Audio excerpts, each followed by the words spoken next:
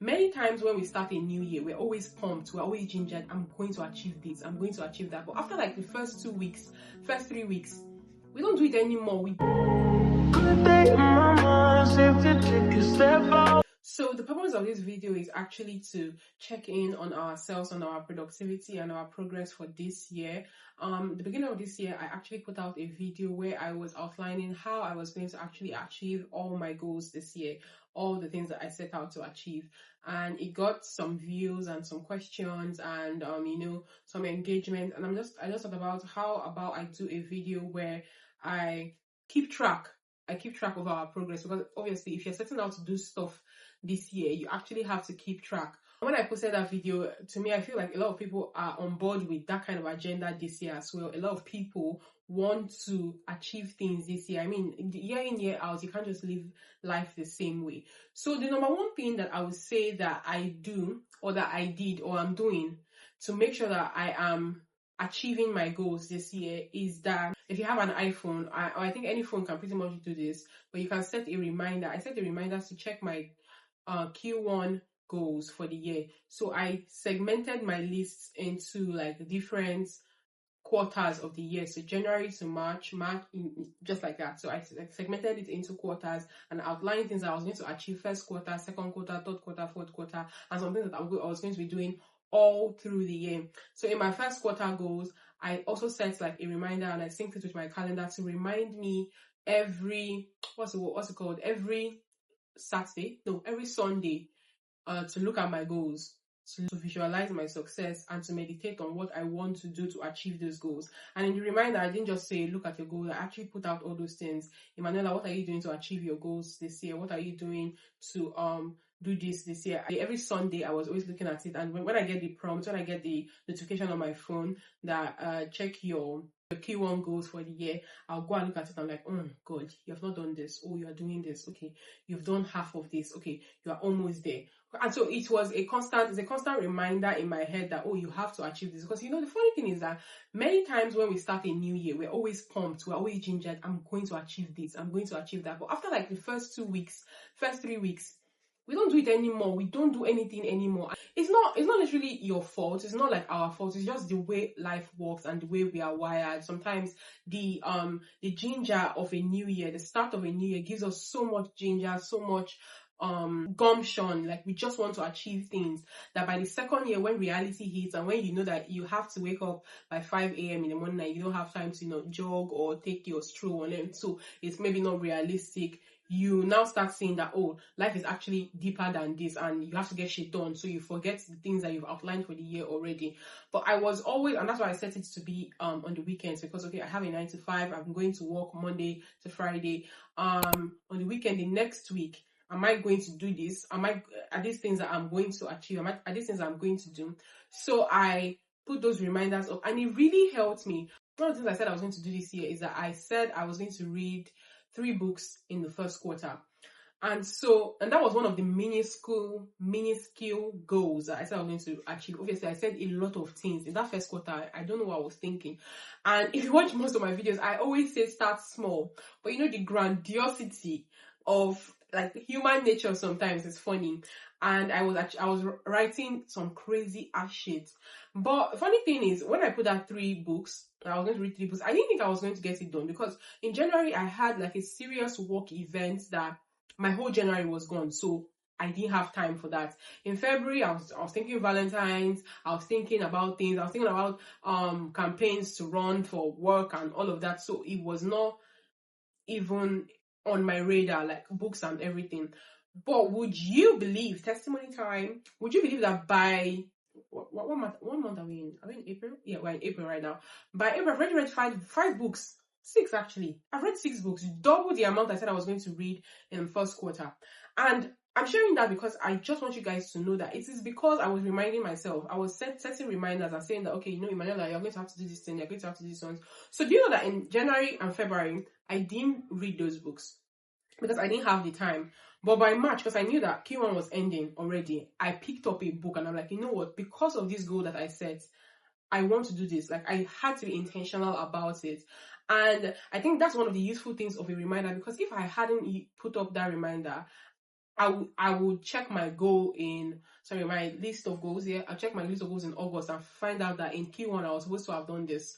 And that's what I feel like is crazy. So that's why I did the reminder. And today I've read 6 books already. So that's one way I've discovered is helpful to help you achieve your goals in 2024. Now, this second point, I always talk about it, and it is having an accountability partner. Thing is, it's important to have an accountability partner because once you put the how do I explain this now? When you put the crest upon yourself that you know what you're going to achieve yourself, you're going to do this, you're going to do that, blah, blah, blah, yeah, good. But it's also important to actually have somebody that pushes you, somebody that not necessarily pushes, someone that encourages you. I have somebody I work with, and she also wanted to read more books this year. And it was not just that we shared the same goal, it was that we have that thing where we try to help each other, literally just accountability partners. I help her, she helps me. Like, I have a goal, she tries to help me achieve that goal, especially if it's a common goal that we both share. She has something that she's working on, I want to help. That accountability partner actually helps you a lot because let's say I'm not reading the books that I said I was going to read this year. Because she's aware of that goal that I had already set, she can tell me that, oh, Ella, how far? Have you read this book? Have you read that book that you said you're going to read? How far? What's going on? When are you going to? So that's communication, because it has to be, the fact that you've set out goals is not enough. It has to be in your sphere. Like, you have to keep reminding yourself of it. And sometimes if your own reminders are not good enough for you, another person coming into your space to tell you that, okay, you said you're going to do this thing, what's up with it?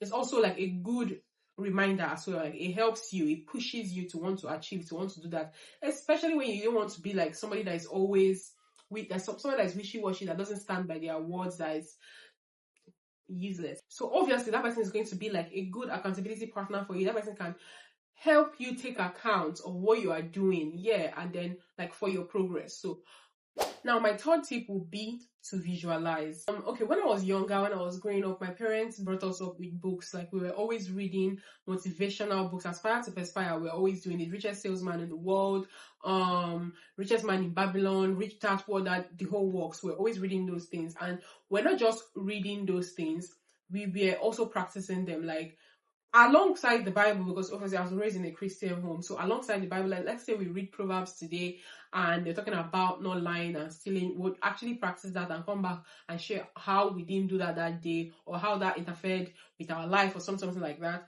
So we read this book, The Secret. I think it's a very popular book for manifestation and manifestation, and almost like what the Lucky Girl syndrome is about today. So, and in that book, one of the secrets to having the best life that you actually want to have is by visualizing. I think that's where the whole vision board stemmed from. Creating like a mood board or a vision board where you're kind of like placing your life, how you want it to look that year, and visualizing, like almost like meditating what you want your outcome to look like. So in the space where, let's say I wanted to lose weight, I actually visualize. And one thing that actually helps me to visualize is my vision boards. So I always every year create a new vision board that, you know what, this year I say I want to do this, I want to do that, I want to do this. In all my goals, the list of my goals, I kind of translate those things into pictures or videos and then put it in like my own folder where I look at almost every time. So I also have reminders to do that, to look at my pictures, to look at my videos, and like just visualize and see myself as a size 6. I'm just joking. Or see myself as, like an intellectual, a businesswoman, just things like that. And then it creates, how do I put it? It creates an energy around you. It creates a mood that is positive. And you guys should not play with positive mood and positive energy. It is so powerful. It is so powerful that it engulfs you. It makes you think of your desired outcome, of your desired success. And your mind it's like you are training and conditioning your mind to be on that path. You are always thinking about, oh my God, I'm going to be size 6. I'm not saying that you're just going to visualize and end up being a size 6 and not doing any work. No, but it's also like a reminder. You're constantly telling yourself that, oh my God, I'm going to be a size 6. That bikini, it's going to bang. You're looking at yourself as a size 6. You're looking at that waist that you want. You're looking at the body that you want. You're looking at yourself. you're just visualizing it. It is a good reminder. It helps you keep track of your progress. Like, you know what, after I look at my list of goals that I want to achieve this year, I've reminded myself, I have an accountability partner that is helping me out. And okay, I think visualizing is good because that creates a mood. You're kind of tricking your body to tell you that you are almost there, like you are there, you are feeling it's Christians will call that faith. Yeah, you are feeling it already, that you don't have it yet, but you have, see, people don't know what spirituality and all these things will do. Like, don't sleep on it. Visualizing is incredibly important. Like, before you know it, at the end of the year, you're looking at your vision board, you're looking at your list of goals, and you're like, I did it. I actually did it. And I'm doing it right now, and I find it so helpful. Like, even my wallpaper is a vision board. Like, a lot of people probably will not know. It just looks very aesthetically pleasing because it's collage of different things here and there. But I look at it every time I'm meditating on how I want to achieve those things that I put on my wallpaper. I'm going to change my wallpaper now so that you people don't know, because there's secrets between me and myself. I have multiple wallpapers. So another thing that I do that I think is helping me achieve the goals that I set out to achieve this year is that I always talk about it. Oh my God, I am constantly talking about the goals that I set. Constantly talking about the goals that I set, because I feel like it's important. I said earlier in this video that it's important. I don't know if when I'm editing it still make the cuts, but I'll try. I said it that it's important for these goals to be in your sphere. Like, they have to be around you. You have to constantly remind yourself of it. And so talking about it is important. Obviously, not talking about it to just random people and people that don't matter, or people that will probably give you evil eye, but talking about it, like, I'm constantly talking about my goals. Like, oh my God, I said I was going to read 3 books this year. Oh my God, I said I was going to because I'm reminding myself. I like to think that what you think about, you talk about, you bring about. And literally everything that we engage with, everything that we discuss is our reality. So when I'm talking about the fact that, oh, I've been reading so much books this year, like, the reality is that by the end of this year, I probably have read a lot more books than I set out to read, because I talk about it a lot. Like, I'm talking about it. I'm reminding myself. I feel like it's so important to talk about it. Again, not just anybody. Like, you are having conversations with, like, your partner, your friends, people that are trusted individuals. Please don't just talk to anybody about your goals, because evil eye and monitoring spirits is real. So yeah, the last one I'm going to be talking about today is actually by celebrating my small wins. Like the example I gave about reading books. Look at me rejoicing about reading 6 books, because I set out to read 3 books.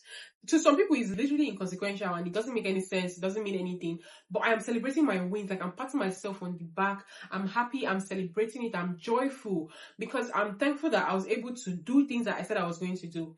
And that joy, I don't know, the gratification of being able to achieve the things that you set out to achieve pushes you to want to do more, because it's like a high. You are doing something, is giving you this result. You will want to do more so that it gives you that same exact result. So every time I do something that I said I was going to do, I actually achieve it. Hey, I'm not even joking. It's a big win for me. Like, some people think it's being too proud and too loud, and I literally don't care.